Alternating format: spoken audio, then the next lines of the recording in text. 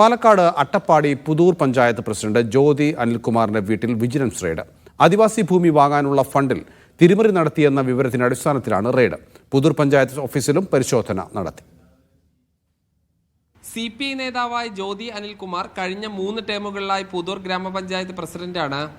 2011-2012 സാമ്പത്തിക വർഷത്തിൽ പുതൂർ പഞ്ചായത്ത് 38 ആദിവാസി കുടുംബങ്ങൾക്ക് ഭൂമി വാങ്ങി നൽകാൻ തീരുമാനിച്ചു.